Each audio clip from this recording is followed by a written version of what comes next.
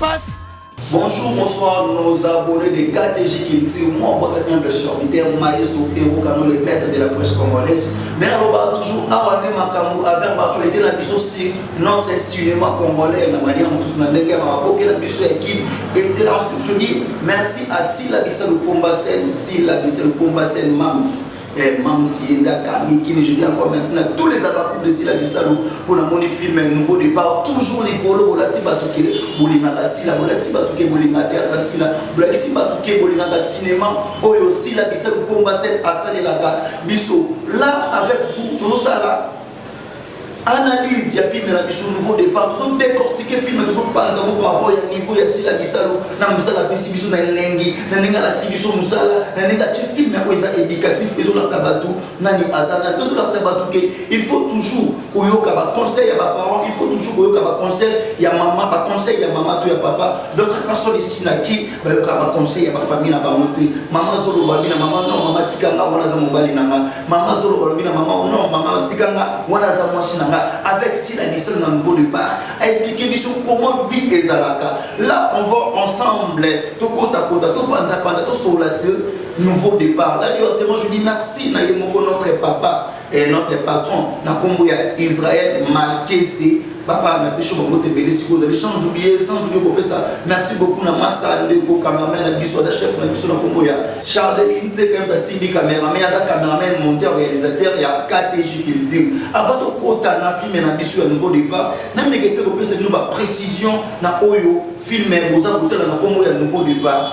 Premièrement, je dis encore merci na les abakous de Sila Bissalo par rapport à quoi film maintenant de combien à fin de mais déjà tout ça na 1 500 000 vies. Film un nouveau départ où il ne même pas 2 semaines à chaîne. Pour l'instant déjà, ils en ont 1 500 000 vies. Où il merci na les abakouk de Sila Bissalo Pombasen. Par rapport à quoi, quand je dis toujours, pour montrer votre amour avec notre ou avec votre artiste ou avec votre artiste comédien Sila Bissalo, il faut toujours consommer.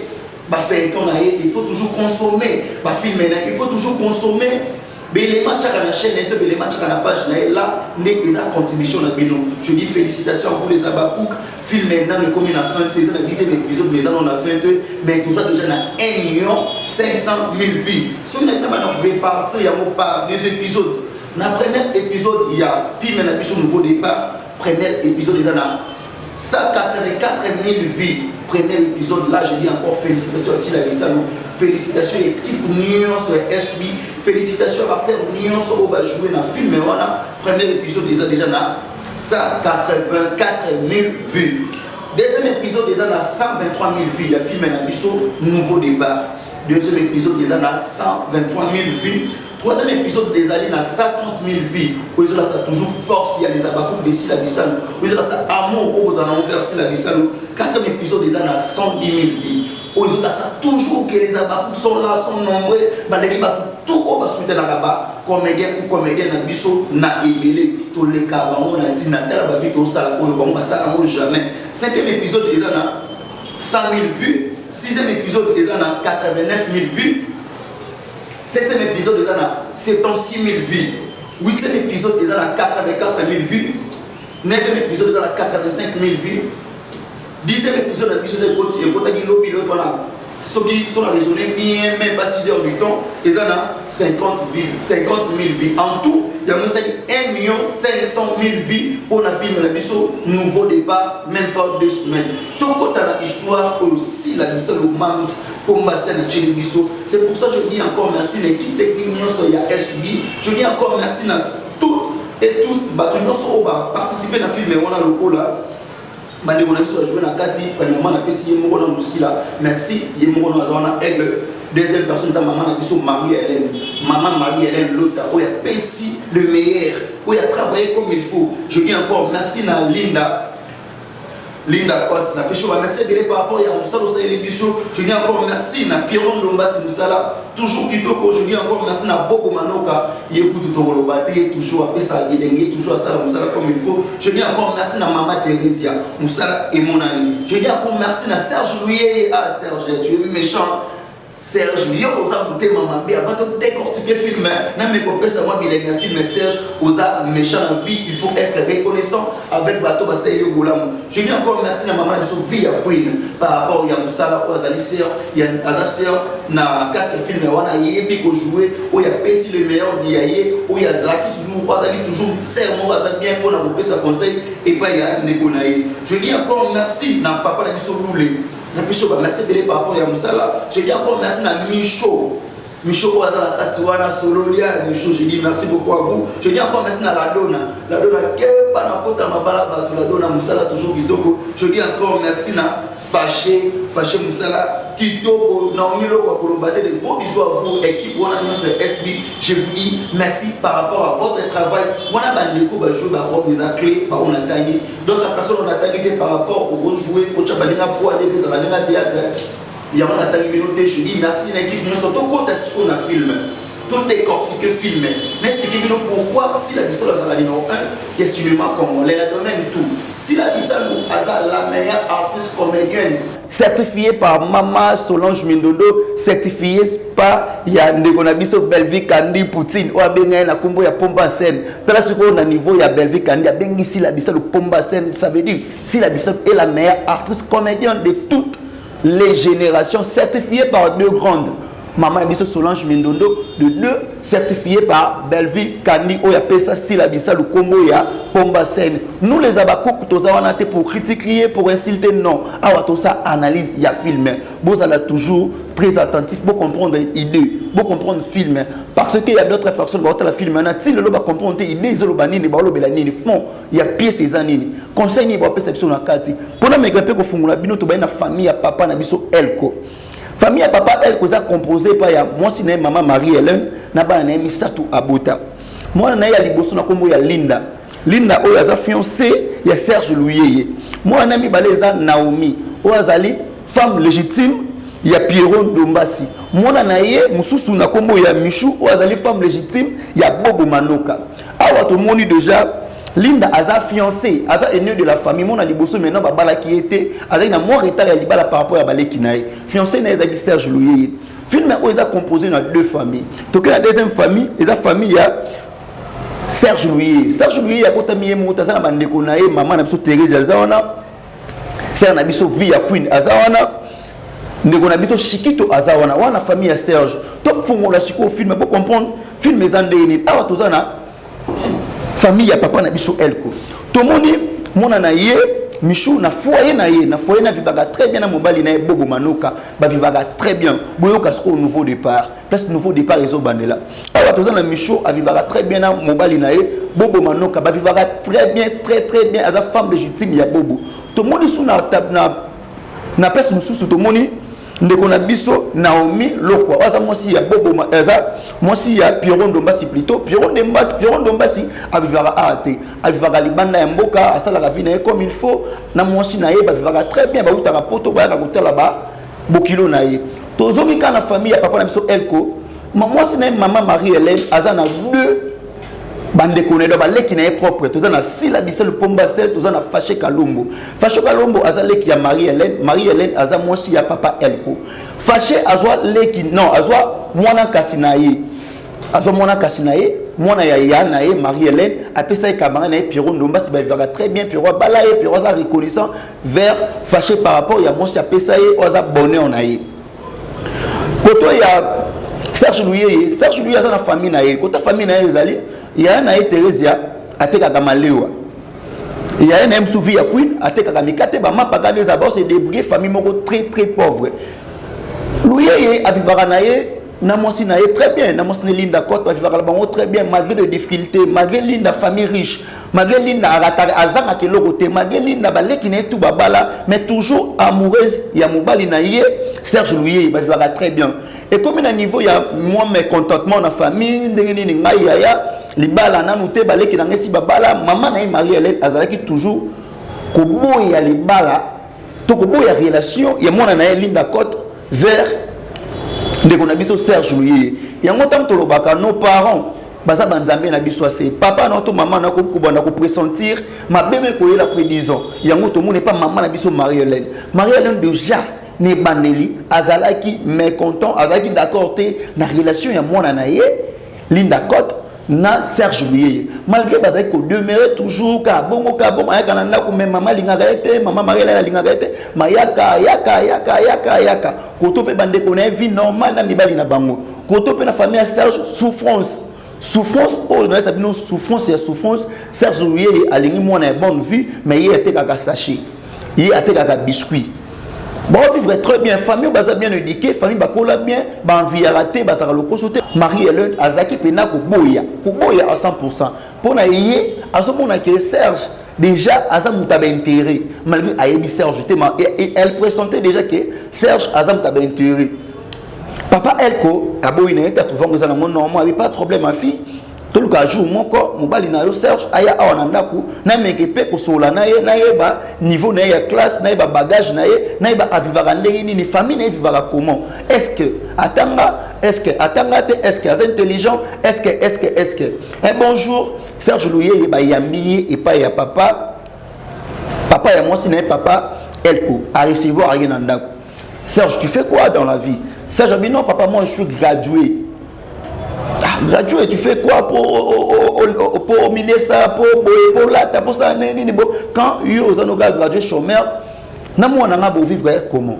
Abino papa ngana teka na ba biscuit na teka na ba sachet, nega vie comment moi tout le monde dans ses débris pose à la bien mais papa, moi je vous assure que votre fille, je l'aime à 100%, na linga kaye vraiment comme il faut.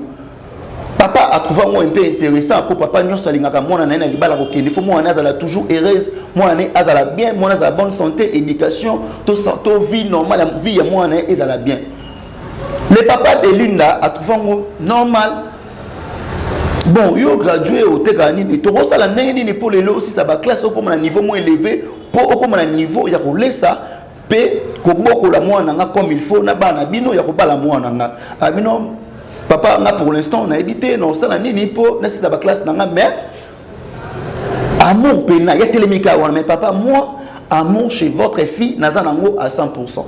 Papa, elle dit, non, qu'on flatte pour nous, que non, on a moi, là, j'ai pas besoin. Aux importés à venir, il y a moi, ou beaucoup la ndengue, nini. Ah bien non, papa, moi je l'aime. Si les longs ambassades de glace dans une moussala, nous rebalaye, nous années, bien, tu revivre très bien. Nous sommes qui les pèsent à la bateau, n'a repé ça comme ma femme a toujours que maman Marie-Hélène alingaka yo pose na difficulté au bana pe na boye na moi pasi alingaka yo tibo comme un niveau bozana ngolelo soué na nga pesa na zana moi si na malgré nos souffrances malgré mes difficultés malgré na famille pauvre mais avec le temps avec des jours Dieu va faire grâce et aussi mana ko balaye to kozana biso bien moi je suis intelligent na tanga na ba classe. Parle-moi de toi, ce que tu fais dans la vie. Quelles études que tu as fait et parle-moi de toi et même de ta famille. C'est ce que je veux savoir. Merci beaucoup papa pour cette opportunité et merci de m'avoir reçu chez vous en fait papa. Je suis dans une famille de deux filles. Donc nous sommes aux trois dans la famille. Et il y a deux de mes sœurs et moi je suis le cadet. Donc, je suis le cadet. Mon père est mort, ça fait longtemps. Je reste avec ma maman. Elle est vivante. Je fais les complices. Donc là, je fais le droit en fait. Je fais le droit, mais je ne pas pu y aller jusqu'aux licences par faute de moyens. Alors je me suis arrêté jusque lorsque je finis les graduats. Alors je me suis arrêté là par faute de moyens. Il y avait personne pour me soutenir. Alors je faisais de petites ce que nous appelons ici communément à la ville de Kinshasa des COP. Je faisais des trucs de va-et-vient, mais ça m'aidait pas vraiment à financer mes études. Vu ce qui se passe actuellement dans notre société, il y a de temps en temps, quand vous étudiez, il y a plusieurs de demandes dans le milieu académique et ça m'a pas vraiment aidé à finir à poursuivre, disons, des études pour la licence. Et à part ça, papa, j'ai rencontré votre fille par le canal séminaire qu'on avait organisé par un prophète de la passe. Par là que j'ai connu maman Linda, votre fille aînée. On a eu le temps de discuter, de continuer peut-être à se fréquenter. C'était hors votre parcelle. Et après, elle me dira, si vraiment tu tiens à moi, si tu veux qu'un jour je puisse y être à tes côtés, il faudrait que tu viennes chez nous. Et ces courages-là, papa, Nazala Kinango, mais je ne voyais pas comment franchir votre parcelle vu la réalité qui s'impose actuellement. Et par son courage, sa manière de me dire de venir, donc c'est pour ça que je me suis présenté, papa. Ok. J'aimerais savoir ta relation dont tu parles avec ma fille. C'est pour quelle finalité? En fait, papa, la finalité, je compte bien, c'est Dieu m'aide. Si Dieu m'aide quand je vais finir mes études. Quand? Bon, Tu as fini quand? Présentement, qu'est-ce que tu fais au quotidien? Présentement, je suis en train de vendre de petits sachets. À part de petits sachets, je suis en train de faire les commerces, de vendre aussi des cartons de biscuits. Et je suis en train de livrer des choses par l'entremise dans de moyennes et petites entreprises que je suis en train de fournir. Sais-tu qu'en droit, on y va jusqu'à la licence? Je le sais bien, papa. Alors, à ce niveau, graduat, tu n'es pas qualifié. Tu n'as pas une qualité. Oui, papa, je le sais bien. Je le sais si bien. Mais jusqu'à quand on va attendre jusqu'à... C'est que 10 ans, 15 ans, 20 ans non, après, je ne le pense pas, papa. C'est ce que je dis, papa. J'aime vraiment votre fille Linda. Excusez-moi de vous le dire ainsi. Non, je ne le conviens pas. Ma fille Linda, elle est déjà majeure. Ok? Oui, papa, je comprends. Elle est déjà majeure. Alors, si je l'interdis aujourd'hui de ne pas avoir des relations, elle le fera sous mon insu. Ok? Alors, bon, bref. Je te parle comme Nibal. Si aujourd'hui l'occasion se présente, une opportunité, une porte s'ouvre pour toi, qu'est-ce que tu comptes faire? En t'entendant de parler déjà, j'apprécie. J'apprécie déjà. J'ai compris ce que tu as. Si l'occasion s'est présentée, je compte d'abord finir les études. Après, quand je finirai les études, bon, si Dieu me donnait cette occasion d'avoir un bon travail, et je ferai tout ce qui est à mon possible de prendre votre fille en mariage, de l'honorer et de faire en sorte de réaliser mes promesses. La première des choses, ne me flatte pas avec les mots. Non, Ne me flatte pas avec les mots parce que ce que tu dois savoir, premièrement, ça vaut de ton intérêt. Alors, je vais te dire une chose. Famille Oyo Koti et les familles Oyo Batel Mesaraba dans la maman. Tu es censé de respecter certaines règles de cette famille. Si tu as besoin de Linda, tu viens ici. J'attends déjà parler de toi. Tu viens à mon absence. Tu viens quand je ne suis pas là. Quand je ne suis pas là plutôt, tu viens chercher Linda, n'est-ce pas? J'ai déjà entendu parler de toi. Mais messieurs, je te dis une chose. Le respect des règles. Le respect de ma fille. Papa Elko a meké un peu comprendre.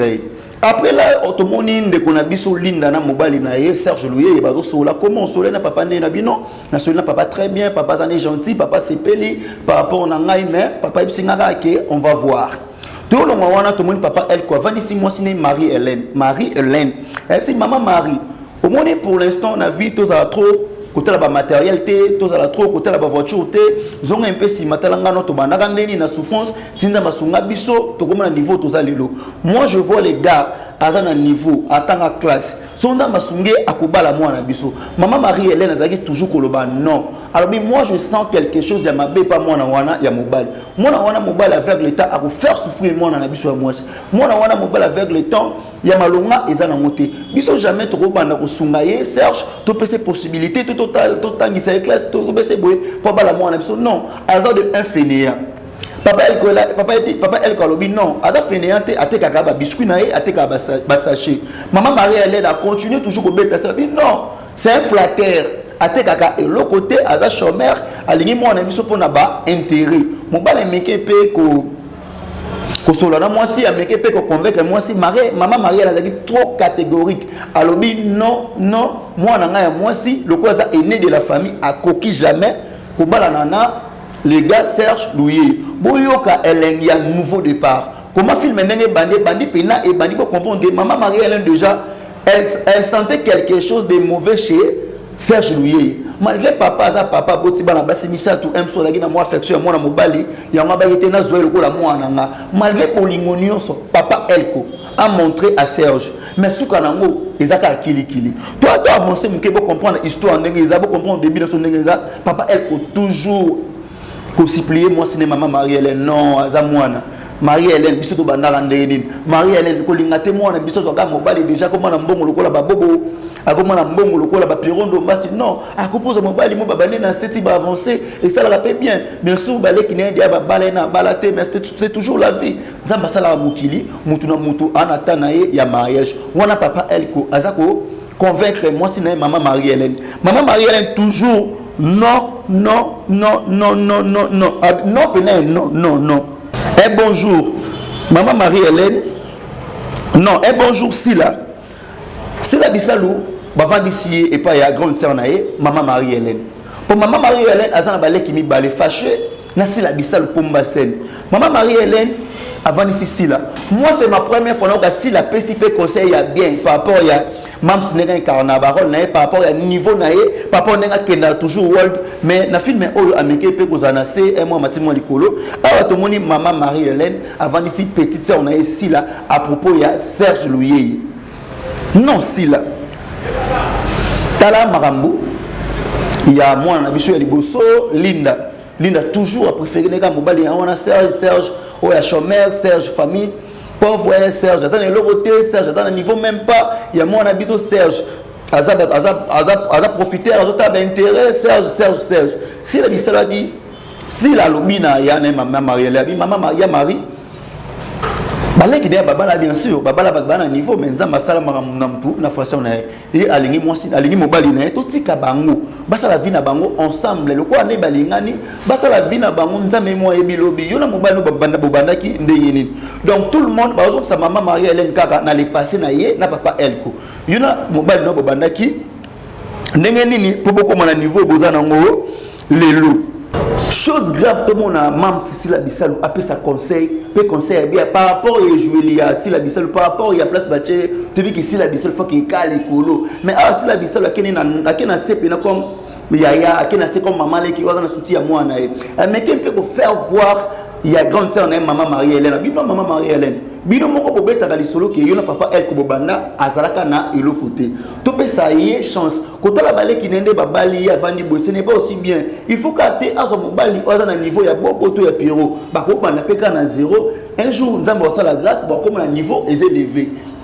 si la paix conseil comme maman là qui comme tout le monde a appelé ça conseil à part cela si là a quitté chez grande sœur nae maman Marie-Hélène alandi mwana nae na komo Linda Cote oza mwana grande sœur nae pour na mekepe ko solane sur Serge Louye à côté Linda dans la chambre Linda comment bien bandi la bango conversation bango normal abandi hôtel ça ko sil abandi hôtel ça Linda comme maman abi pourquoi il ça a avantage nini aux Hollandais pas ne ko wana Serge Louye la fille a répondu bien non mobile nanga gentil a changa à l'aise mobile nanga très intelligent atangaka si la personne a posé une question famille na ba vivre comment il y a le bité bazaka mo ba difficulté si la ba ine ko seka nega si la zara abali ko lobane or mais yo na tout a conduite tu vis comme une reine tout ba ça la rayo kuna ba tout so pour nous mo te ko za ba difficulté après 2 jours après de temps là au comme na mona mobile na yo Linda Silike si maman leki nek non maman leki si la yo ça toujours compliqué yo za mbela double tranchant o ça le koza mutu nanga kuna oza muta maman Marie-Hélène si la c'est oh ngana za mbela double tranchant te biso to baka avenir na yo ne ba no kobota bazala bien. La fille a posé à na maman na si la bisalo yebisanga oza na ka nini si la bisalo c'est que après on voit si la bisalo déjà avec Naïmer. A comme il faut comprendre que ce n'est pas aussi mal. Il y a moi naïe, mon grande sœur naïe, abala Serge Louye malgré pauvreté assis là. Mais Moutazo Popo il y a toujours, avec toujours modèle catégorique ezakaka maman nabiso Marie-Hélène malgré batutu bazoya bala bango pour abala eka kabino moko malgré ba famille zoya abala eka kabino moko malgré mobali n'est papa elko aye pas Marie-Hélène abala eka kabino moko banane nini maman Marie-Hélène toujours azol bakaka non ma fille a koki ko bala yete avant abala ye il faut mon déjà ça la moi pas ayebi ko luka ayebi ko ça moi quelque chose comme il y a ça là que le côté moi nanga koki ko bala ye jamais à chaque non jamais à jamais tout le monde awa maman na biso Marie-Hélène toujours dans mon belle elle ko bavandi ba me gete ko solo là papa elle quand même ko faire voir maman Marie-Hélène tu vois pas que notre fille a changé complètement. Nenga zalaki liboso na lelo yesu ndenge morte a commis sokola mkina 6h elle se lève abimi na yazo manga 18h et comme soit côté na chambre côté bandi ko leda sur 20h ka pona mobali na ozo mona te ke Marie-Hélène ozo cha mwana biso mal à l'aise to sungaye to tika bango basa la vie na bango na mobali na ye mobali aza mobali un jour Dieu va faire grâce mobali na akomane na ba possibilité comme tout le monde bazo ngaka na lisolo la bango bon moni ngaite nakala nazalaka boy Dieu a fait grâce lelo na ko sabana nga l'éducation il y a bien maman Marie-Hélène a dit non que tala yo na comportement no lingo lingi la bana mingi un jour au bébé ça bana ngai soki naza makasité mais bana nga ici ba bébé na bango papa elle quoi continuer toujours Copé ça moi c'est un espoir que un jour Serge a besoin de vie a mocha moi na bango à l'aise biso moto banane maman Marie-Hélène dit toujours non abi moi na mobali wana biso to ko bana osunga été kito banda ko salela maman minene ya kaka bala moi na biso na mbongo na biso to bala moi na biso na musala to kopesa to ya bala moi na biso na boye non mobali wana aza profiter tout oiseau loba au monde tele mona biso soki mobali nyos mbana lobaka ya ndimaka mobali aza kindoki te chama so quelque part mobali papa elko avant d'essayer toujours mais non tout ça là toujours effort ya kocha mwana biso azala à l'aise yuta mozo boya mobali na ye ozo chaye mal à l'aise totika ye na mobali na ye basa la vie na bango maman Marie-Hélène tant que maman et tant que moi aussi ayebi valeur ya amour au bana basi bazana ngo vers mibali na bango ayebi à comprendre niveau ya amour au linda zo pesa na Serge à comprendre niveau ya réflexion ya linda pour na linda zo mona que pour vivre heureuse na vie na ye il faut toujours azala na Serge Louye ata bo pesa Bill Gates ata bo pesa au Chardeli ata bo pesa bishop na biso patron na nga pour na ye bango tout basé le côté pour vivre bien na vie na ye pas continuer pour ça la carrière ya vie na pas continuer vie na il faut ça la toujours na Serge ba faire voir maman na biso Marie-Hélène la comprendre abi pas de problème le ko la mona lingi mobali na ye biso doit na choiter totika bango ba ça la mona bango to yo mona na tableau suivant maman na biso Marie-Hélène abengi mona Elinda bani ko pese conseil ya libala ça veut dire maman Marie-Hélène déjà comme convaincue accepter Serge Louye abala moi na ye Linda Cote là toujours tozana nouveau départ bon mon histoire j'espère que vous comprenez l'histoire to kota na ba tableau misusu te toi juste na histoire pour na faire comprendre bino histoire vous comprendre que na film o bazolo belanini na film o ba maman baza banani ba papa baza banani mi balo ba profiter na bozwa basi baza banani na film o eza na conseil o ezo pesa na mobali na mwasi na mama ya mobali na papa ya mobali na film o eza que tu comprendre que maman aza parent no aza nzambe no yasi maman ko comprendre les kambu o no salamité na zo insister maman ko comprendre que l'homme comme la mwana après 10 ans mais lelo déjà maman zo comprendre que mwana nga na garçon vraiment na vrai amour na mwana nga ba vivre te so biso to na le côté nous sommes des pauvres garçon o olinga mwana nga te garçon o alingi mwana nga ka pour biso dans la richesse ka pour papa na ye azana mbongo alingi mwana nga ka pour ndako noseza kitoko alingi mwana nga ka pour na intérêt mon personnel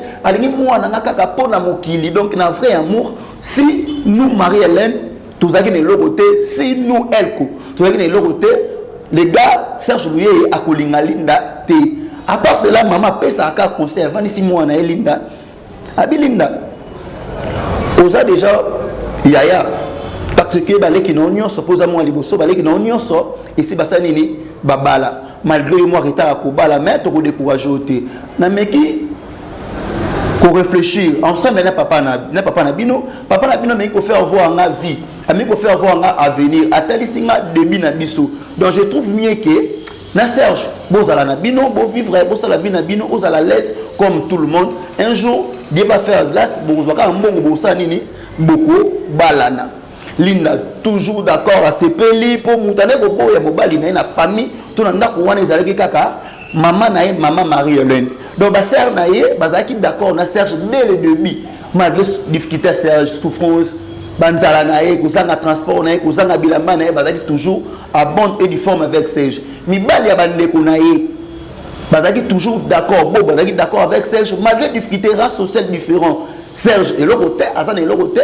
mais bazaki toujours na relation moi bien na mibali ya bandeko na Serge aussi azalaki bien na Pierrot Ndombasi malgré Pierrot azala na poto mais bazaki toujours bien Serge azalaki bien na fâché o azali noko ya basi na bango dans un noko ya moi c'est Serge azan noko ya moi ça bobo azan noko ya moi si ya Pierrot Ndombasi idem aussi ya mam Sisila Bisalo azan mamaleki ya moi si ya Serge azan mamaleki ya moi si ya bobo azan mamaleki ya moi si ya Pierrot Ndombasi awa siku makambo bandi oyo ke biso tota film on a un nouveau départ tout le monde répéter donc il fallait maman Marie-Hélène alors toujours non il fallait pas accepter Serge na famille na ye ou comment pour ma mseza comment qui kosala tout ma mseza sali tout ma mseza ko azo sala oyo mutu ozala jamais content oyo biso tumsu bo ba maman Marie-Hélène comme ça la guine prophétesse après sentait déjà que difficulté ko ya Serge on a zambuma mabe azam mauvais fruit na famille na ye Serge lui ba accepter na famille maman Marie-Hélène a dit oui papa na biso elle ko dit oui oza mwana na ngai oza mobala mwana nga na ozo ko mwana na nga papa na biso elle ko après quelques mois azumbongo après si Serge lui a continué classe pour Serge asuka asisa a 4 classe à la gradué papa na biso elle ko après si mbongo assiste licence Serge assiste licence papa na biso elle ko a invité Serge Louye na casa bureau na pour te faire voir que nous venons de Chikiboy nous allons les licenciés nous avons bokilo na yo mais pour l'instant ko zwanga lokola bokilo na yo te zwanga lokola papa na yo na komi ko zwa lokolo za mwana nga liboso lokolo bali mwana nga liboso linda donc yo pe d'office oza lokola mwana nga liboso directement ozokoma adjoint nga na compagnie oyo yanga tala niveau ya mungu balati Serge bazio na mpiaka bazio na galère bazio na nzala bazio na difficulté bazio na kozanga na famille ba recevoir yo comme bali ya grande sœur papa wana motema malamu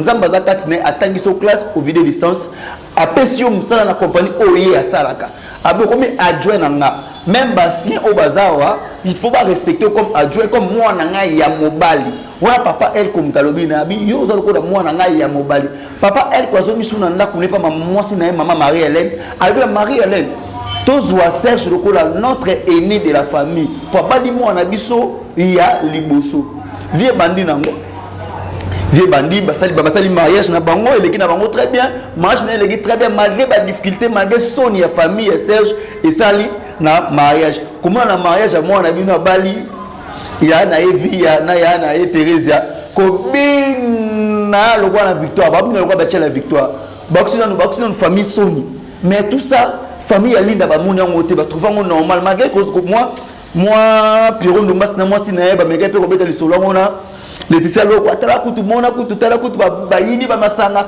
comment na moi na bino Serge abali bino ba grande sœur Serge boyena mariage boyibi masanga ozu nini kiti ochela mino zo bina donc babina moya soni o penizo ko pesa ba bukilo valeur te basali mariage eleki nango très bien entre Linda Cotte et Serge Louye basali mariage eleki très bien film esco et bandi makambo bandaka te makambo et bandi nouveau départ et bandi. Tout ça comme nous sommes des Africains, tout ça babantou, na culture congolaise, toute la culture na biso babantou, tout est bien n'engagé procureur se comporte avec bokilo naï. Tout est bien n'engagé une femme mariée à se comporter à niveau devant bokilo naï. Tout est bien n'engagé une semaine qui à se comporter à niveau semaine qui naï. Mais awa tout le monde est les contraires et pas Serge Louye, tout le monde est vraiment les contraires. Serge Louis a comme un niveau même, il y a comme maltraiter, il y a comme manipuler les anciens ou il y a toute la compagnie. A comme un niveau, il y a comme insulter les anciens naïe, anciens financiers, anciens naïe musala. A comme comment on a compagnie, il y a papa na biso elle que la compagnie naïe. Oyo même bato misala ba comme ko se lamenter par rapport à l'insulte. Oyo Serge comme ko finga même ba travailleur. Donc Serge o ba mona ki mona malamu complètement pour le quoi musala a commis ko qualifier ba tout baza be lo côté a commis ko insulter batu azu famille na ye ba commis ko lia mbongo ya musala ya batu lokola ya bango. Serge lui et penako a commis na ye différent par rapport au nenga zaki liboso. Ba qualification mabe pas ba misala ya papa Elko a commis mona donc comme ko so mbongo ya compagnie papa Elko a commis ko lia mona famille na ye. Donc on a il y a une deuxième personnalité pena penza donc a sommi ba voiture a sommi ba maman ba super fungwe ba compte bancaire ba comme ko lia mbongo ya papa ya bague o biso to ba linga la kimoyibi pour na salaire na normal na ba dépense to sala izo bala na te to be ngol détournement to be ngol vol pour na ngem na état normal o ça comme ça et comme des kimoyibi ou d'autres personnes se vont la filmer au bord ah Congolais va pesa confiance te parmi bato bazo sala ke ba balo ba pesa Congolais confiance te ba Serge Baza. Parmi bato baolo ba question de souffrir na Congo tika souffrir ba Serge Baza ba ça que ba même sa réputation ba parmi bato ba kolobaka ke mobali ya mwana na yo ataza malheureux tika azala malheureux pour na filmer au ba Serge. Or que na vie il y a des personnes au baza au cause de la difficulté sungié pas à reconnaissance au kufa bazali pena ebele au plan que sont sungié jamais un jour au photo na monnaie de singe mais Serge bon te Serge Kane baloba ke yende deuxième personnalité ndeka loba na Serge que Serge zongo le quoi papa na yo kuzwanga le quoi patron te elle kolomine ngata na zo le quoi mwana ngana zo le quoi bokilote Serge a comment compliqué azolia mbongo asombeli vie ya ono Sofia zaki nango besoin grande sœur na asombeli Thérèse oh nyonso Thérèse zaki nango besoin grande sœur na maman na fongo les comptes bancaires na mbongo ya batu ya papa bokilo na ye na mbongo ya batu ya Elko. Serge Louis na bureau orgueilleux Serge Louis na bureau orgueilleux oyo bat baso comprendre été Serge na bureau yé ami kitaka ka devant papa na biso Elko chez tout le monde orgueilleux ata faire ba collaborateur na bango misala orgueilleux ata faire chez ba partenaire na bango musala orgueilleux ata faire ba client orgueilleux do yé pena su compagnie Elko achi yango na mapeka orgueil boti ndeka ka maman na biso Marie Hélène na début ané ko boya comme maman Marie Hélène ko présenter déjà que les gars asa orgueil asa hypocrite c'est jusqu'à bimisa ngona poisa alors ka sous-sonité donc compagnie Elko et comme il y a de comité à niveau ko maltraiter papa na biso papa biso loulé ko maltraiter ba tout ya kuta na musala. Maman il arrive des fois moi aussi je ne sais pas je suis en train de poser tant de questions. Et l'homme qu'on y vraiment ça qui chef Elko a toutes ses responsabilités à PSA et pas il y a Sergio. Peut-être pour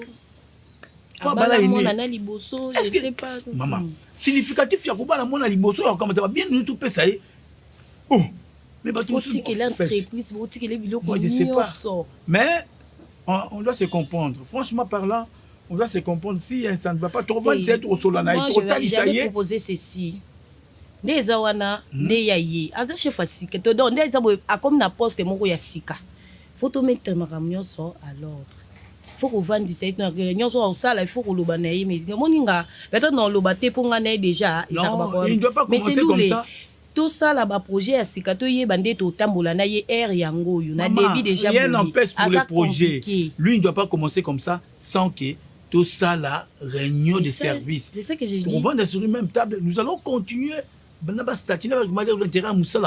le démarche pour qu'il il va seulement continuer. Alors il y a des changer structure. Il y a changé. Je jure. A comme il est comme manqué la papa la biso o akuta la musala ko maltraiter bango OK bango baza bato ba yambiye ba laxene ba travaillaka ba laxé Serge a changé complètement. Même devant Sila, Serge a changé complètement. Serge a commis un niveau il y a orgueil même chez maman Marie-Hélène a commis un niveau il y a ça si la bisal il y a ça danger il y a ça grand prêtre il y a un niveau pour manipuler si la niveau pour manipuler maman Marie-Hélène cap pour le bagi que il y a ça le coup la mona liboso il y a famille wana donc comme papa il kolbagi bon comme si papa il ça erreur Donc il fallait pas attirer la niveau à commission. Il Serge a comme la niveau complet, il y a ça va complot na partout pour la rouiller, pour la bébé ça, pour la tenir ça, makambu ya famille ya bato. A comme la niveau ya koko chamo sine baida mabe, moi sine elinda, baida mabe ka pour la famille na bango ya balinde ko tana kili comme si bango ne va vivre bien. Après de temps na ba manka, après de temps na ba difficulté compagnie comme nango, après de temps na shit compagnie comme nango, après de temps na faillite. Oyo, papa Nso elle que qui na compagnie na ye, papa elle ko bandi malade. Papa elle ko a bandi malade, bandi pena ko bela. Papa elle ko aza mobali ya Marie-Hélène. Papa elle ko aza papa ya Linda. Papa elle ko oyo azali bokilo ya Serge Luyeye a bandi ko bela. Papa elle ko abeli. Lokola souwe ya Serge na mosne Linda ezalaki ke. Soki papa ko kufa akufa na ye lokwa de la compagnie balobaki ke yonde ozala ko la mona liboso to tika na héritage tout. OK, Serge alaki maele mabe quand papa Serge alaki en vie, papa Serge a mona suma mso bien te, papa Serge a bâti, Serge a bana déjà ko changer ba document ya misala ya bokilo na ye abana ko changer ba document ya misala. Serge a comment bien à niveau ya ko changer même ba document ya banda kumsusu ya papa Serge. Tala niveau mutoza mutema mabe, tala niveau bazuyo otekaka biscuit na sachet, bazuyo na famille pauvre avec des difficultés, bandimi ozana mwana bango, bazuyo na pauvreté wana bandimi ozana mwana bango.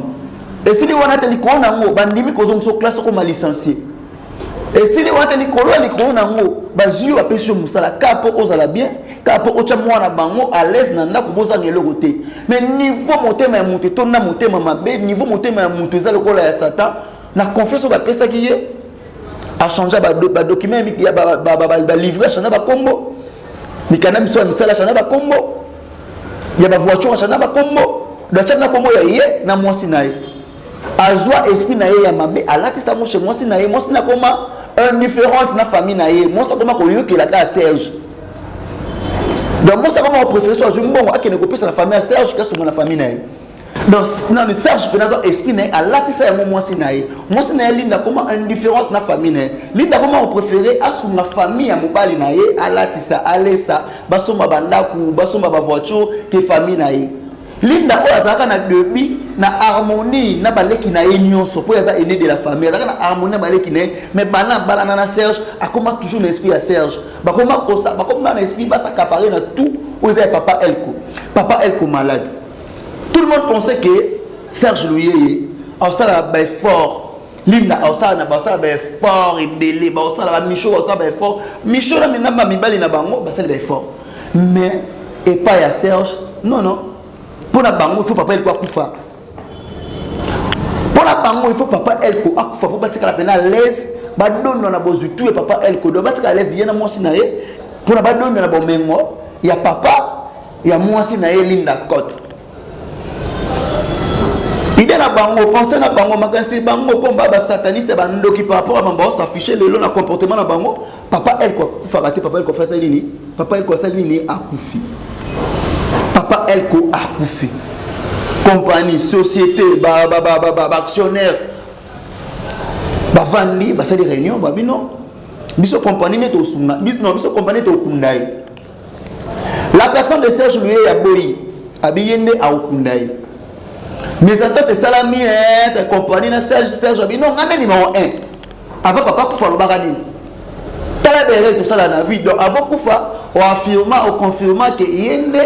Après nga ezaye ya ça le quoi moi nanga Serge aboti makasi akomi ko ça bon quand aller passer papa lo baka na binoni kenga na zanan oza fils nae papa no baka papa lo baka ni après nga ezanan après ye ezanan o baka ezayo ok nga mona ça tout bakundi papa na so Elko moli monae na ndinga théâtre et puis manakimia bakundi papa na so Elko très bien papa Elko so la ndando ki na bimela bakundi papa Elko bien bakundami Serge Luyeye na mwasi nae ba sepeli tala niveau motema muteza mabe Serge Luyeye a parvenir koya ko bimisa mama Marie-Hélène na ndako oza ndako ya mobali na ye Elko ezaka po ba sœur na biso Marie-Hélène ba considération penza ya considérer nga nango penate pour ce que zalaki je te dis ba bêtise o les types au sala alinga zo audace wana te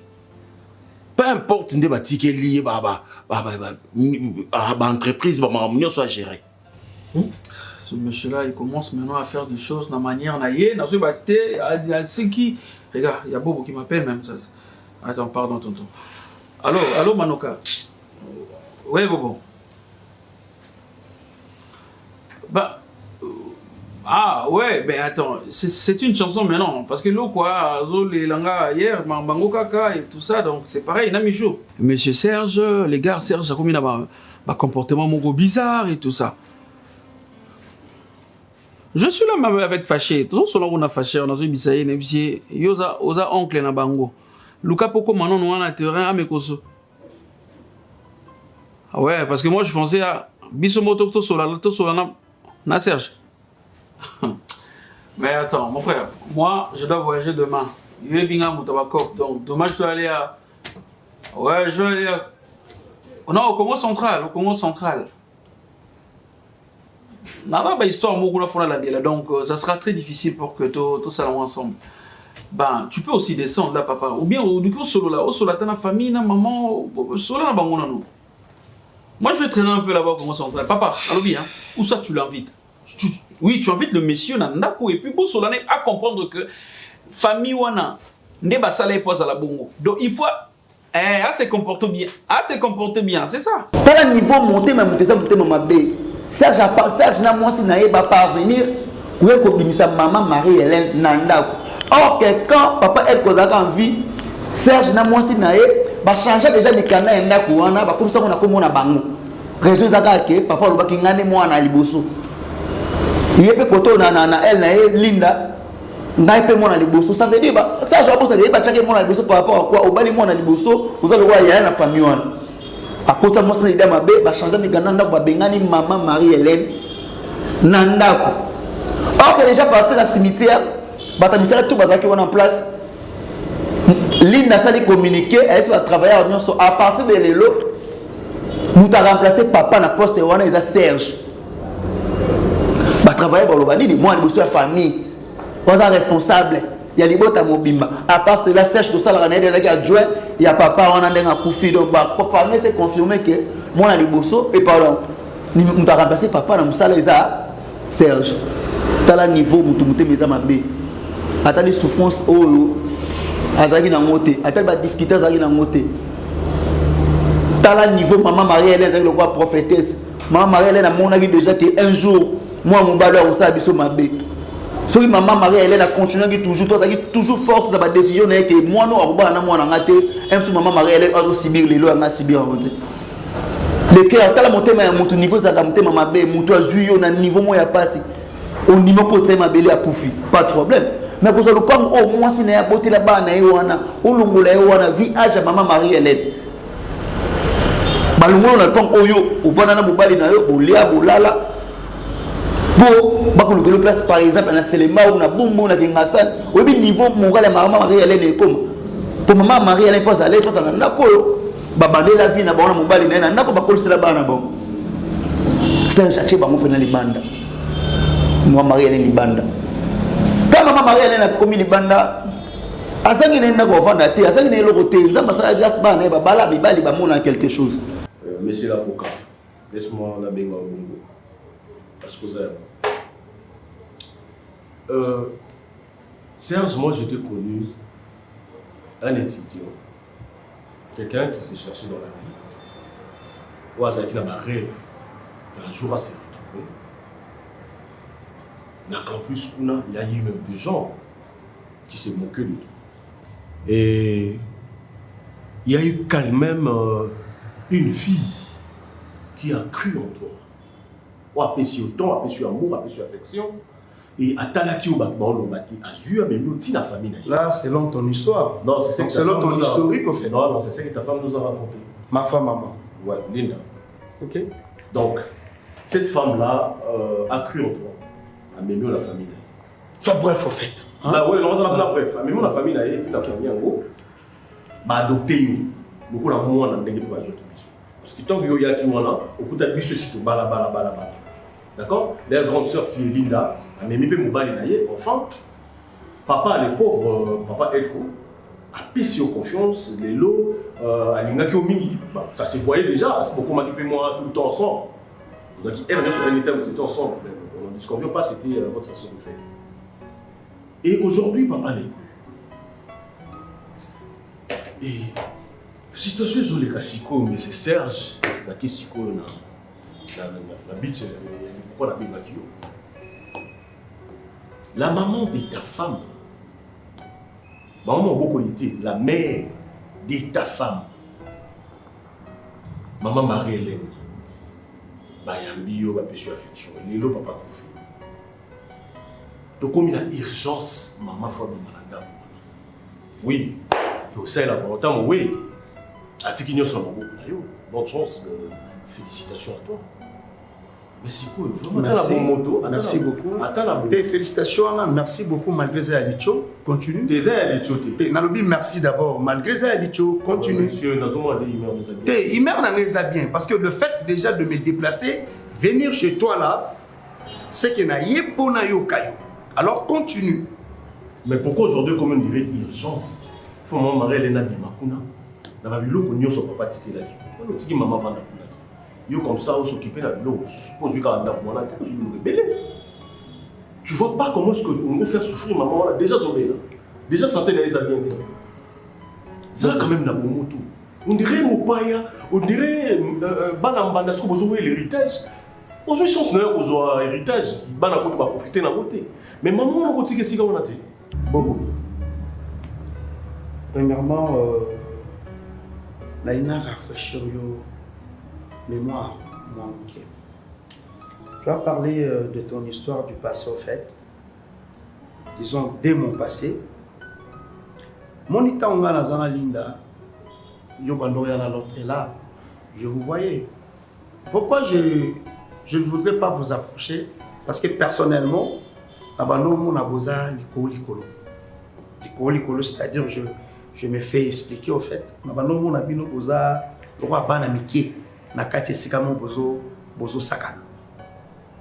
Alors on a tellement un objectif il y a l'aîné, comment est-ce que vous voyez se comporter dans cette grande famille. Laisse-moi finir. Je suis venu, je te respecte. Dans ton souci, okay. Non, ça vous a balé. Deuxièmement, je sais, ce que vous avez avocat, hein, on a un mauvais avocat. Parce que, on a plaidé pour la mototé. Maman Marie-Hélène a rosé un épaisse au vent de la tête, mais quand elle a gagné un boye, au bout de la banayo, n'a qu'un boye, au colis de la banayo, mon bal y a moi, la complicité de moi, non, il y a moi, c'est au yomo roboti. Babenga, on a pas au couvent quelque part. Ba maman ba o bota biso bobi doula ko sala ko kufeli mobali après ko fela après ko fela mobali les qui même pas ba moi na quelques jours mobali ya moi na ya moi si accomplissé na moi na ya moi si ba yo ko benga na ndaku oyo yo o vivre na mobali na yo maman Marie-Hélène bani malade Linda Côte pour na ye elle pensait que en vivre la vie mon heureuse na Serge. Ok non, Serge parle bien à Linda, Zela n'a pas l'argent que n'a pas à Serge. Aïe, c'est moi on a ça dans la famille, non, va difficulté, va combattre tout, va bitumien, on a ça la team bon, n'a l'argent que n'a pas à Serge. Pour la Linda, nous pour cancer, le coup là, n'a mon bali n'a tous union, soit tu hérité compagnie, tu hérité va parler, tu vivre très bien, mon bali n'a au chang à l'aise, tu as tout. Ok Serge, on dit rien. Tu as mon apena, et mon amour n'est pas là tout le baga. Après qu'on fait papa elle que Serge a changé les lignes d'esprit, Serge a commis qu'on est bassi. Tel un niveau monté dans mon thème à bête, besoin de pauvreté, mais comme ça on a niveau commis. Malgré ça, il m'a pas battu tout. Mais mon tumo comme ça, ma bête, les amours sur la ligne, qu'on attend ma passe. Serge a tellement à moi matin. Serge a construit la ligne à moi, si moi ça on a la donne. Parce que le pays aussi. Mademoiselle, c'est la deuxième fois que je te vois chez moi ici. Tu es qui? Serge, c'est qui? La dernière fois, on a tourné Kyo. au Ebisinga, au répondre au gâteau gang. En fait, c'est la deuxième fois que je la vois chez moi. Quand même, on a vendu awa. Eh, j'étais.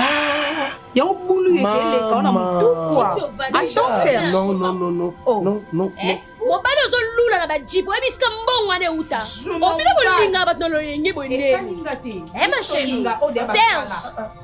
La seule réponse, non, donc, yo, comme maman. Quand non, là. C'est ça. On va maman, quand on est chez moi à la maison. Zoba nenga. Oh, Zoba nengai. Linda, Zoba nengai. Sa famille n'a pas mon corps. Pona yo. Zoba nengai. Parce que tu vendis à la Zoba nengai papa n'a pas tiki la biloko. Oh yo ba nous courage wana. On va mettre ta salité dans ma maison. Merci.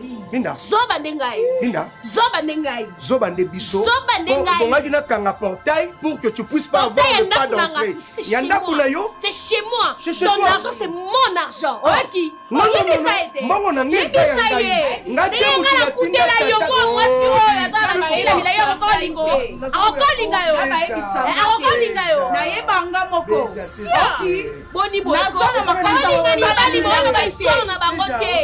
Merci.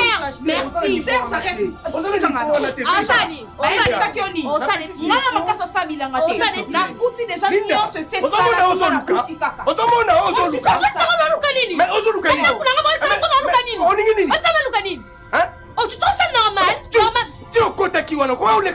Il faut que oh, mais ça, on fait passer le véhicule. On fait passer le véhicule. Allez, passe. Passe.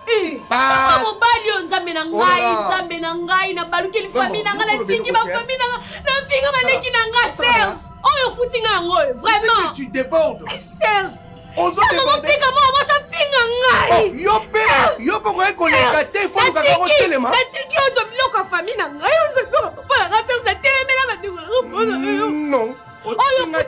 Je le mérite, c'est la méritocratie, madame. Ah mais oui, je le mérite. Alors passe. Madonna, calme-toi, je ne veux pas que tu fasses des choses. Ça pardon,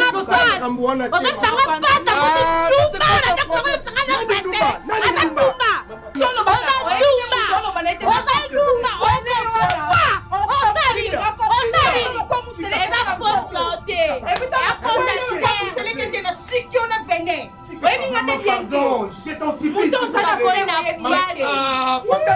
quoi ça? On est là, ça, nabenga pasteur oyo abenisaka libala yango po esila nango. Lado na siko pour l'instant aza mbanda ya Linda Cote. Bon pesaka na réponse. Linda Cote maman on n'est pas la donne. La difficulté la donne on peut c'est lelo. Pour la donne aza film donc aza kili ya ke na Linda Cote wa bipo na ye Serge aza mobali na ye. Donc il est pour naïe Linda ne loko lobanete pour naïe Serge abenga la Linda na parler à côté pour naïe il fait tout faire il fait tout manger elle peut tout faire elle peut tout manger elle fait tout pour naïe Linda c'est rien. Serge aussi a porté audace il relaxe na Linda qui osé l'autre côté si tu ne veux pas cause la deuxième ou cause la quatrième comment tu pars. Donc moi Serge je suis libre de cause basi à 5 6 7 8 9 10 c'est pour cela la vie. C'est pour cela dans la vie, jamais on va sacrifier famille pour mobali moi aussi. Là je vous dis la vérité. Pour moi il peut naza mobali, bino be botala nga boza mibali boza na basi. Bino be botala nga boza na basi boza mibali. Jamais dans la vie tu peux sacrifier tes parents pour la mobali. Pour mobali un jour à refouler monnaie de singe, à revoir moi si mususu pour biso mibali to tonda raté. Il peut moi mobali comme conseil, jamais on sacrifier mes parents non pour moi aussi.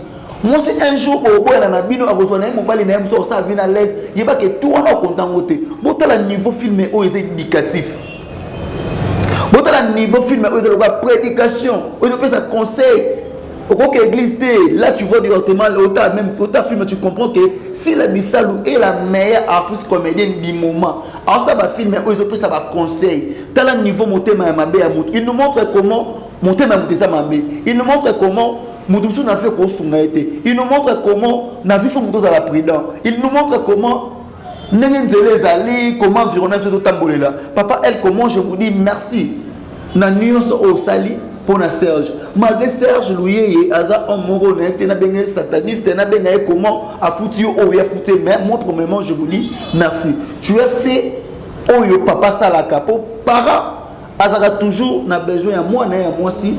azala heureuse na libala na ye wana souhait ba boti nyonso parent tout alingaka mwana ya mwasi azala heureuse na foyer na ye na libala na ye papa Serge asali devoir na ye ki bo papa ya kopesa mobali ya mwana na ye musala po mwana na ye akele longo te na ndako libala comportement ya Serge eza comportement moko o muto ozane d'accord ozana mote salaire ya muta masumu ezaka liwa linda quand tu fais la vie d'ozawana avec union sociale de la famille na yo ndeko Serge quand ça vient avec union sociale de la famille ya Linda toi tu penses que nzambo amona te ofuta mo Linda okofuta yango quand papa na koti mabele quand maman na za de abalongole na ndako mo oyo et pas muto ça même pas muta famille na epo na yo Linda Linda quand tu fais des boulots ça bouzo pour satisfaire mutu moko na comme Serge Louye et pour na bolingo yeba un jour papa na sa mabele ofuta mo Serge yeba un jour neka papa na biso elle ko na sa mabele Serge okofuta mo boko mona marambo na bomona te bo mona niveau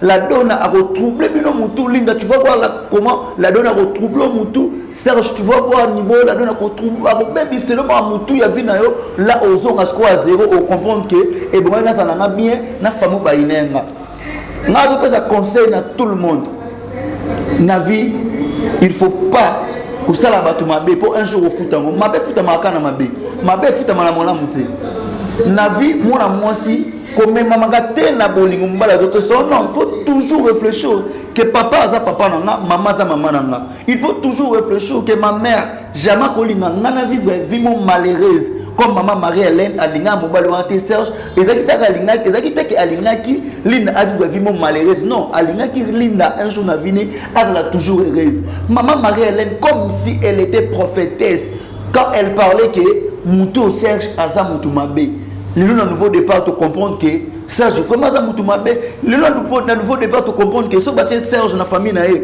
mutu malamu ezakaka Serge na ye via queen azana akoma kitina niveau ya repesa Serge même des conseils par rapport à Serge na comment maltraiter Linda via PC ba conseil Linda faire non maman Sophie a PC ba conseil par rapport nenga bengani maman so marielle na ndako Serge na biso via zaki d'accord te pour mon niveau ya mutu côté c'est complexe comme mon as grand prêtre même qu'on s'est rencontré ko kutana baba semic non ko kutana ba mibali ya leki ya mwasi na ba leki moi c'est na Linda mibali na bango Serge pas kutana na bobo c'est difficile Serge pas kutana na péo c'est difficile Serge a commis même insolent niveau devant bobo manoka Serge a commis insolent niveau Pierron Nombas tout ça orgueil ya mongo ya batou vous pensez que on va na mongo na pour la vie non tu vas subir au subir c'est pour cela moi je dis toujours merci na SB Mobimba par rapport à Moussala je dis merci na les abakou tout par rapport à consommation